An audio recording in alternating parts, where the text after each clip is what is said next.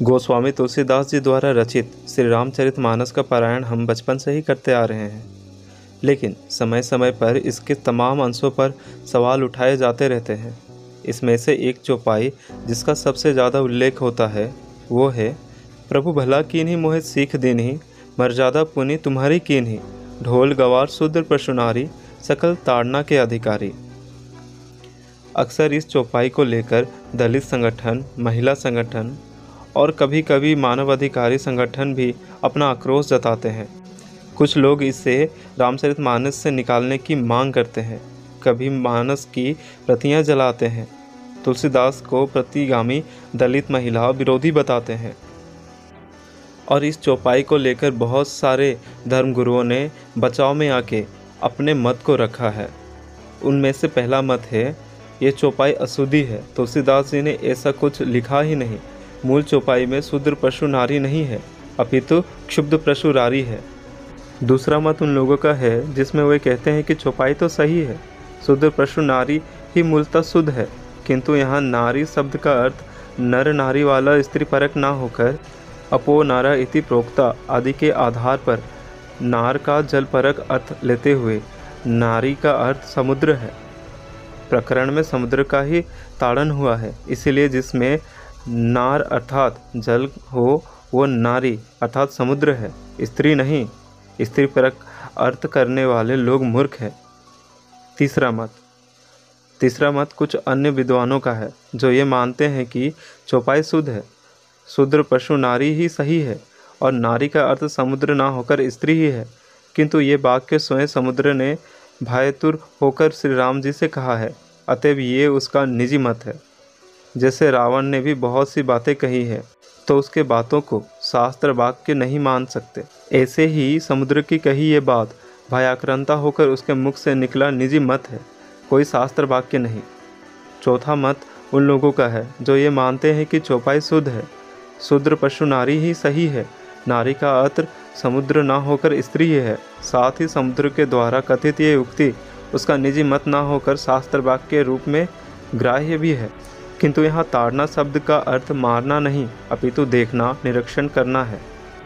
जैसे बहुत सी क्षेत्रीय भाषा में ताड़ना देखना समानार्थक है, तो गोस्वामी जी ने ग्रामीण शैली का प्रयोग किया है। इस प्रकार सभी श्रेष्ठ जनों के द्वारा एक ही विषय पर इतने विरोधाभासी दृष्टिकोण समाज में भ्रम उत्पन्न कर रहे हैं, तो सच्चाई क्या है, चलिए जानते हैं। सनातन धर्म के अनुयायियों के साथ सबसे बड़ी समस्या यह है कि अब वे प्रसंगों और शास्त्रों के अनुसार नहीं अपितु परिस्थितियों के अनुसार अर्थ करने लगे हैं। अब देखिए ना, यदि इस देश में आधुनिक नारीवादी और वामपंथी नहीं होते तो इतने अर्थ भी नहीं होते। भला किसी ढोल ने कभी कहा है कि मुझे मत पीटो? किसी पशु ने भी आकर कोई शिकायत नहीं की कि मुझे मत मारो अन्यथा मैं अभियोग कर दूंगा। साथ ही कोई व्यक्ति स्वयं ये भी आकर नहीं कहेगा कि देखो मैं हूँ गंवार। और गंवारों को मारने की जो बात तुलसीदास जी ने लिखी है वो सर्वप्रथम गलत है। हम गंवार लोग इसका विरोध करते हैं। यदि कल कोई ढोल पशु या स्वयं को गंवार महासभा का नेता बताने वाला व्यक्ति आ जाए या ऐसा कोई कानून बन जाए तो इस चौपाई में ढोल, गंवार और पशु शब्द के भी अनेक अर्थ विद्वान जन केवल इस भय से निकाल देंगे कि कहीं वे प्रशासन के हत्थे ना चढ़ जाए। जब तक इस देश में वामपंथी और नारीवादियों के समर्थक कानून नहीं थे तब तक जो सामान्य अर्थ है वही सब करते थे। कानून और संस्थाओं के सामने आते ही सभी लोग सेफ जोन वाले अर्थों की माध्यम मार्गी व्याख्या करने लगे। सबसे पहले हम बात करेंगे चौथे मत वालों की, जिसमें कहते हैं कि सब सही है किंतु ताड़ना का अर्थ देखना है। यह व्याख्या प्रथम ढोल से खंडित हो जाता है, क्योंकि ढोल को देखते रहने मात्र से उसकी कोई उपयोगिता नहीं होगी। ढोल की सार्थकता विधिपूर्वक ताड़ना यानी कि पीटने में ही है, ना कि देखते रहने में। उसके बाद जो लोग ये कहते हैं कि चौपाई अशुद्धि है, वहाँ शूद्र पशु नारी नहीं अपितु क्षुब्ध पशु रारी है, उन्हें और उनकी विद्वता को मैं दूर से ही प्रणाम करता हूँ। ऐसे लोग समय अनुसार अपनी सुविधा के अनुसार और विद्युदर्जन के प्रभाव में शास्त्रीय वाक्यों को प्रामाणिक, प्रक्षिप्त, शुद्ध अशुद्ध कहते रहते हैं। ये तो वही बात हुई कि पिता के ऊपर चोरी का झूठा आरोप लगने पर उसका डरा हुआ पुत्र उस आरोप का सप्रमाण खंडन करने के स्थान पर यह कहने लगे कि मैं इस व्यक्ति को नहीं जानता, ये मेरा पिता नहीं है, मैं तो टॉरेंट से डाउनलोड हुआ था। जो लोग ये कहते हैं कि सभी बात ठीक है किंतु ये समुद्र का निजी मत है, उसे शास्त्र वाक्य नहीं मान सकते, इनकी महानता को भी मैं प्रणाम करता हूँ। देखिए, समुद्रदेव एवं भगवान श्री राम के मध्य हुए इस संवाद को हमने और आपने तो प्रत्यक्ष देखा नहीं। सर्वलोचन शास्त्रम, शास्त्र ही सबके नेत्र हैं, उन्हीं शास्त्रों में वर्णित कथन के माध्यम से देखा। भला हो ऐसे लोगों का जो ये कह सकते थे कि समुद्र ने ऐसा कुछ कहा ही नहीं था। वो तो तुलसीदास जी ने अपने मन से अपना निजी मत जोड़ दिया, किंतु इनकी उदारता तो देखिए कि तुलसीदास जी के वकालत करने के फेरे में इन्होंने तुलसीदास जी को मात्र कथा लेखक की भूमिका में रखते हुए समुद्रदेव को ही भ्रांतचित बताकर उनके वचन को अप्रामाणिक कह दिया। वैसे भी समुद्र तो उनसे आकर लड़ेंगे नहीं। अब हम बात करते हैं उस मत की जो ये मानता है कि सब सही है, किंतु नारी शब्द का अर्थ स्त्री नहीं अपितु स्वयं नार अर्थात जल को धारण करने वाला समुद्र है। हम एक साथ इस मत और समुद्र के कथन को अप्रामाणिक मानने वाले मत की समीक्षा करेंगे। जैसा कि गोस्वामी तुलसीदास जी ने प्रारंभ में ही स्पष्ट किया कि उन्होंने अपने मन से कुछ जोड़कर नहीं लिखा, जो लिखा है वो विभिन्न पुराण, वेद, आगम, अनन्य रामायण तथा ग्रंथों से समर्थित विषय वस्तु के आधार पर ही लिखा है। तो ये प्रस्तुत चौपाई जो समुद्रदेव ने कही और गोस्वामी जी ने वर्णन की, इसका आधार क्या है? सनातन धर्म में आचार की बड़ी प्रधानता है। महाभारत में कहते हैं धर्म का उद्भव आचार से है। ये भी कहते हैं आचारहीन व्यक्ति को वेद भी पवित्र नहीं करते। शुभ अशुभ कर्म तथा उनके परलोक में भोग उपभोग के विषयों में जानने हेतु सनातन धर्म में गरुड़ पुराण की बड़ी महत्ता है। प्रस्तुत चौपाई का आधार गरुड़ पुराण के आचार कांड में प्राप्त होता है। गरुड़ पुराण आचार खंड अध्याय 109 श्लोक 31 उपयुक्त श्लोक में स्पष्ट कहते हैं, जो दुर्जन शिल्प यानी कि कारीगर, दास है, ढोल आदि वाद्य यंत्र हैं और दुष्ट स्त्रियां हैं, ये ताड़ना से मुद्दता को प्राप्त करते हैं, अतः ये सत्कार के अधिकारी नहीं है। ये सामान्य शब्द अर्थ है, विपक्ष आगे बताएंगे। अब इसी श्लोक का भाव समुद्रदेव ने भी कहा है, जिसे गोस्वामी जी ने लिपिबद्ध किया है।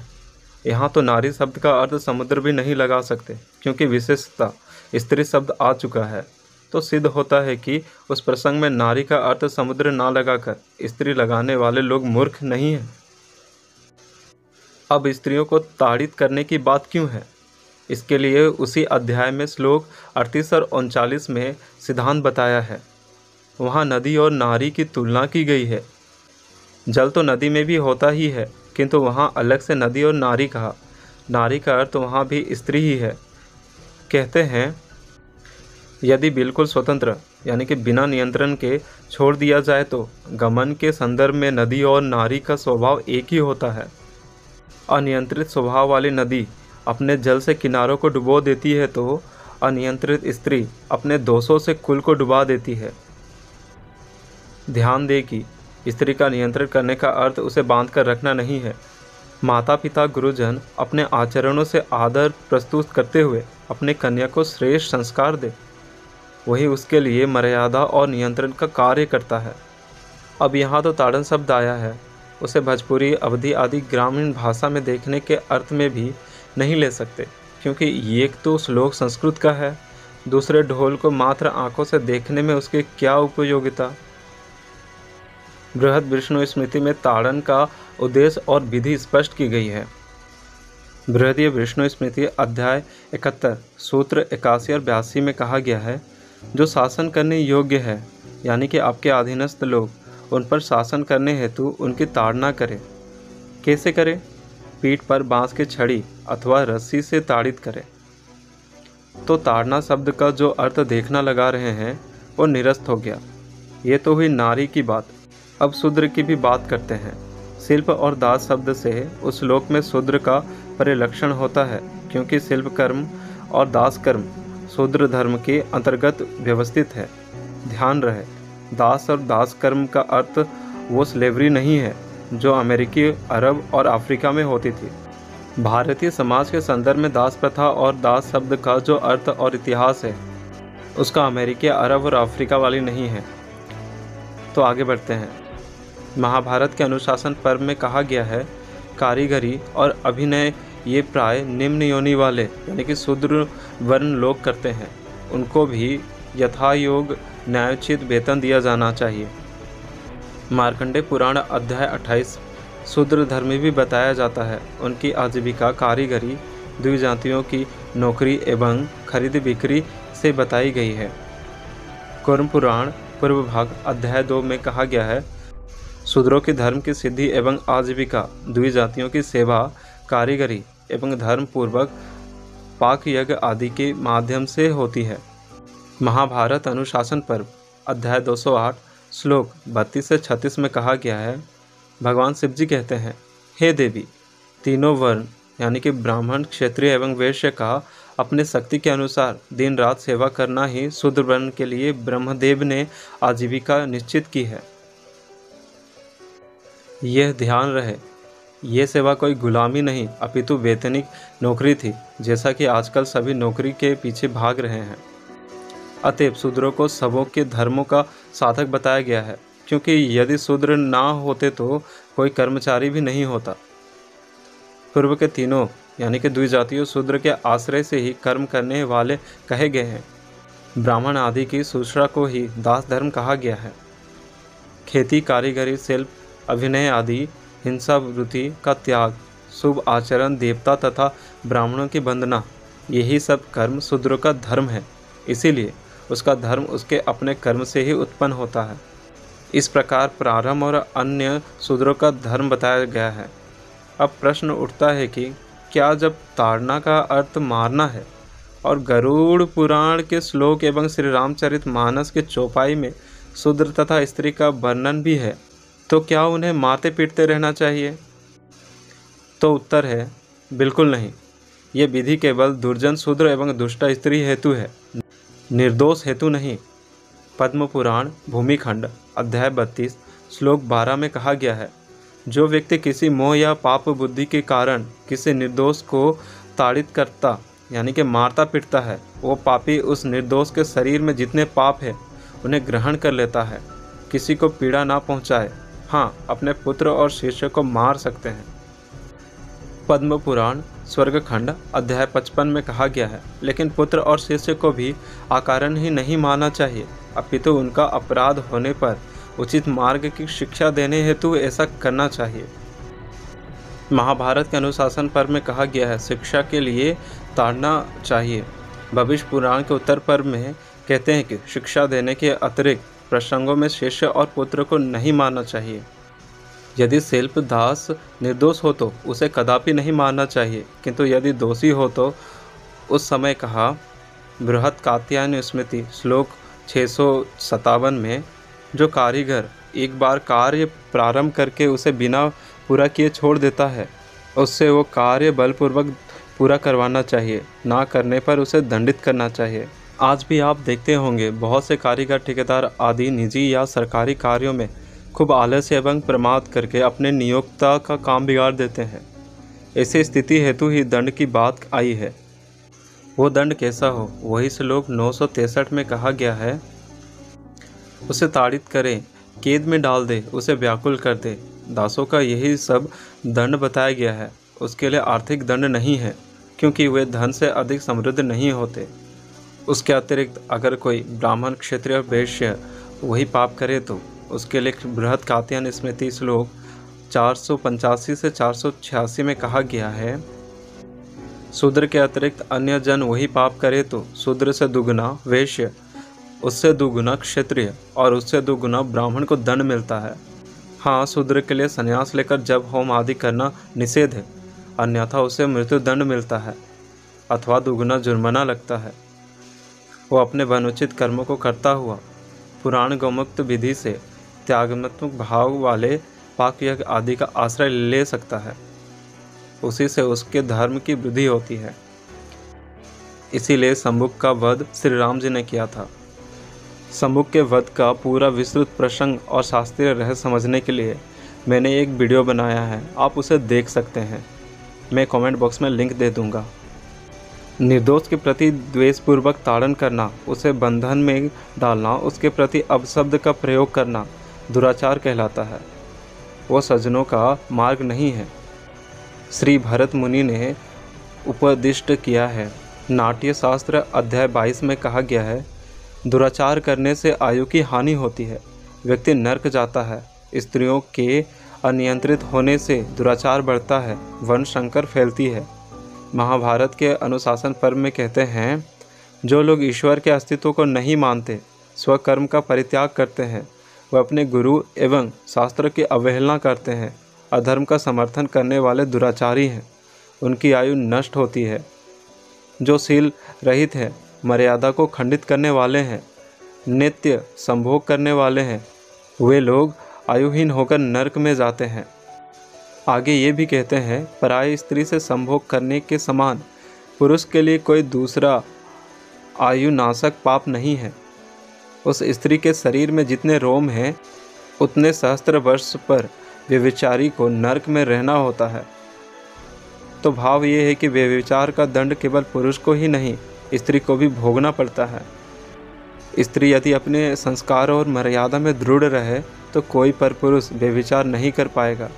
यदि कदाचित बलात्कार कर दे तो स्त्री को कोई पाप या दोष नहीं लगेगा, अपितु वो पुरुष ही घोर दंड का भागी होगा। किंतु स्त्री ही दुष्टा हो जाए तो श्रीमद् भगवद गीता के प्रथम अध्याय में अर्जुन यही चिंता तो व्यक्त करते हैं। हे कृष्ण, स्त्रियों के दुष्ट हो जाने पर वंश संकर उत्पन्न होने लगते हैं और दुष्ट स्त्रियों के लिए ताड़न का विधान है, सत्कार का नहीं। यह गरुड़ पुराण के आचार्यगण ने बताया, जो बात गोस्वामी तुलसीदास जी ने भी लिखी। जो सज्जन है, निर्दोष है, वो शूद्र और स्त्रियों तो सदैव उत्तम व्यवहार के योग्य है। उन्हें मारने से घोर नरक जाना पड़ता है। महाराज ययाति को देवराज इंद्र के सारथी मालती ने बताया है कि कौन कौन से कर्म मनुष्य को नरक ले जाता है। विषय बहुत लंबा है, बहुत पाप है, प्रासंगिक पापों की चर्चा करते हैं। पद्म पुराण भूषंडी खंड अध्याय 67 में कहा गया है, देव मालती कहते हैं, महाराज ययाति, दूसरे की स्त्री से रमण करना, शुभ आचरण वाली कन्या को यानी कि बलात्कार आदि से दूषित करना, गौ की हत्या करना, क्षत्रिय वैश्य स्त्री शूद्र आदि को मारना, मंदिर वृक्ष बगीचे आदि को नष्ट करना, अपने नौकरों से निर्दयता पूर्वक व्यवहार करने वाला, पशुओं को बर्बरता से मारने वाला, जो अपने भूख से छटपटाती हुई पत्नी, पुत्र, मित्र, बालक, वृद्ध, दुर्बल, नौकर, अतिथि और अन्य बंधुओं को बिना भोजन दिए खाता है, साधु ब्राह्मण, गुरुजनों और गौ को प्रताड़ित करना, अच्छे आचरण वाली निर्दोष नारी को ताड़ित करना, जो स्वयं ऐसा करता है अथवा किसी से करवाता है अथवा शरीर, मन या वाणी से समर्थन करता है, उसे नरक में अधोगति मिलती है। चाहे कोई वामपंथी, नारीवादी, मध्यमार्गी, धर्माधिकारी कुछ भी कहे, ढोल गवार शूद्र पशु नारी सकल ताड़ना के अधिकारी, ये चौपाई शुद्ध है, प्रामाणिक है। यहाँ नारी का अर्थ स्त्री एवं ताड़ना का अर्थ मारना ही है, किंतु यहाँ मर्यादा की रक्षा हेतु केवल दुष्ट आचरण करने वालों के संदर्भ में है, जो कि कानून व्यवस्था के लिए नितान आवश्यक है। इस चौपाई में सामान्य और सरल शासन धर्म का उपदेश है। इसकी अनावश्यक रूप से अनर्थकरणी व्याख्या मूल शास्त्रीय आलोक को नष्ट करती है। तो तुलसीदास जी ने इस चौपाई को शास्त्रों के आधार पर ही कही है। हमने वो शास्त्र के सारे प्रमाण आपके समक्ष रख दिया है। अब आपका काम है इस वीडियो अपने दोस्तों को, माता पिता को, अपने दुश्मनों को, सब तक ये बात पहुंचानी है। तो मिलते हैं एक अगली वीडियो में। तो तब तक क्या, हरे कृष्णा गाओ, प्रभु की शरण पाओ।